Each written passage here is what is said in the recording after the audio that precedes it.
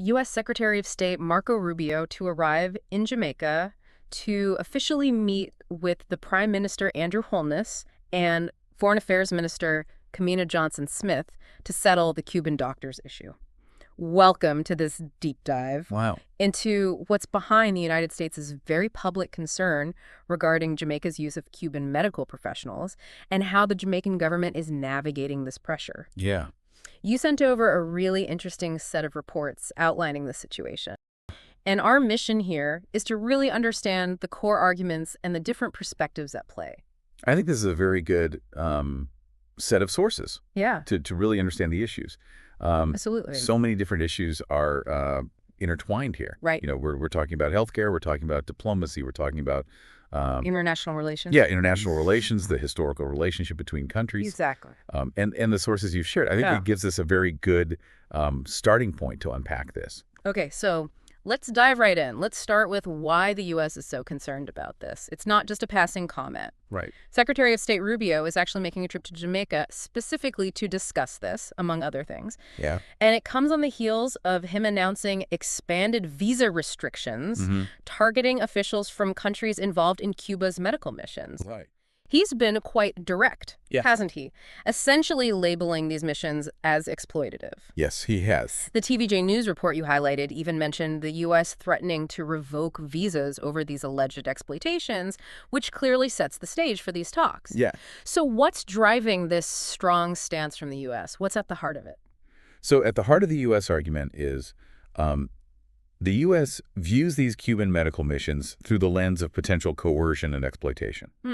Now, the concern is not necessarily with the quality of care the Cuban doctors provide, but rather the financial and working arrangements under which they're working. Yes, working. Got it. So the U.S. perspective is that the Cuban government retains a significant portion of the salaries that are paid for these doctors, and that the conditions under which they work might not meet international standards. I see. For fair labor. Okay. So, you know, think of it this way.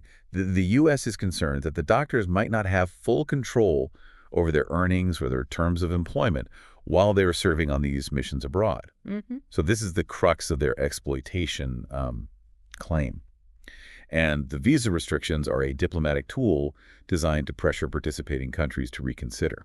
The reports clearly state that this Cuban medical cooperation program dates back to 1976. Right. So we're talking about almost half a century of collaboration, all operating under a memorandum of understanding. Essentially, a formal agreement that has been honored by successive Jamaican governments. Right. This isn't a new or untested arrangement for them. Absolutely not. I think for Jamaica, this program likely represents a vital component of their healthcare system. Yeah. You know, a cooperation that has evolved over time to meet specific needs. Absolutely. And the Jamaican government, as reported by TVJ News, has been quite firm in its response. They are stating that their own review of the program found no evidence that it involves human trafficking. So that's a very direct and an important distinction. Yeah.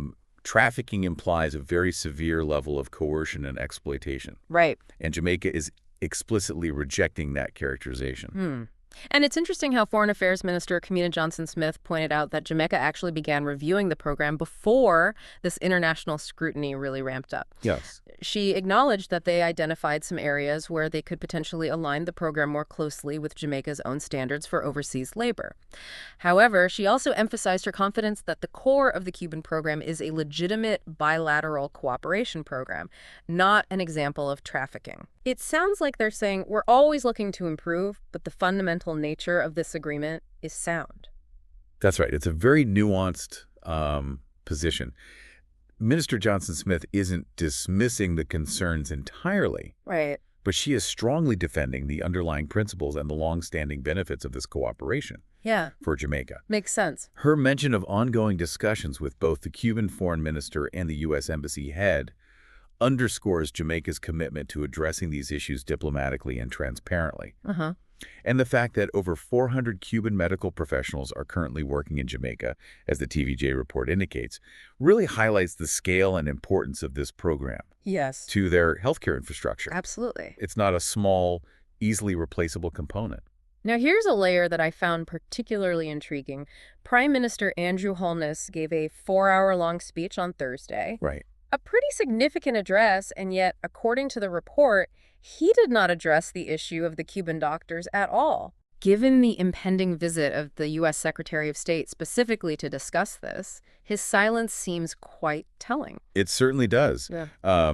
Public commentator Jareen Barrett picked up on this immediately, noting the absence of a strong and a defiant position from the prime minister. Yeah. Barrett even speculated that this silence may be a deliberate strategy. Right. Perhaps the prime minister is taking a more measured approach, trying to navigate these complex international pressures behind the scenes to secure the best outcome for Jamaica. Right. So it could be a sign of the delicate diplomatic balancing act Jamaica is trying to perform. Yeah. That makes a lot of sense. Publicly taking a strong stance one way or the other before these high-level meetings might not be the most strategic move. Yeah. Now, we also saw that this isn't just an issue between the U.S. and Jamaica. Right. The broader Caribbean community has also weighed in. The reports mention that Caribbean prime ministers have been vocal about their position on the alleged exploitation of Cuban medical missions. Yes. And Prime Minister Ralph Gonzalez of St. Vincent and the Grenadines provided a very powerful example of this regional solidarity. His quote about not sacrificing the health of his people just to maintain a U.S. visa speaks volumes about the value these nations place on the Cuban medical professionals. It suggests a very strong sense of regional autonomy and a prioritization of their own healthcare needs, even in the face of potential U.S. pressure. This isn't just about Jamaica. Right. It reflects a wider appreciation for Cuba's contribution to healthcare across the Caribbean. And adding another dimension to this is the suggestion from former UN Ambassador Curtis Ward, who believes that Secretary Rubio's trip might involve unpublicized demands related to Caribbean ties with Cuba and Venezuela, including potential repercussions for regional partnerships. This hints that the U.S. concerns might extend beyond just the labor practices of the medical missions and could be part of a broader strategy regarding U.S. influence in the region. That's a crucial point to consider. If we look at the bigger picture, as our background information suggests, there has been heightened U.S. engagement in the Caribbean under President Trump's foreign policy, emphasizing transactional diplomacy and regional compliance on security and economic priorities. This implies that the U.S. approach might be multifaceted, using various diplomatic and economic levers to encourage countries in the region to align with its foreign policy objectives. And the issue of Cuban doctors could be one element of that broader strategy.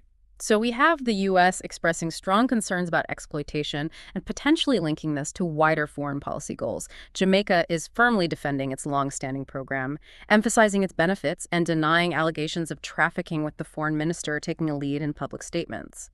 The prime minister's silence is notable and potentially strategic, and the wider Caribbean seems to largely support the Cuban medical missions. Exactly. A lot going on here. It's a very complex interplay of national interests, historical ties, and differing perspectives on international cooperation. Yeah. The core tension lies in the U.S. view of these missions as potentially exploitative. Right.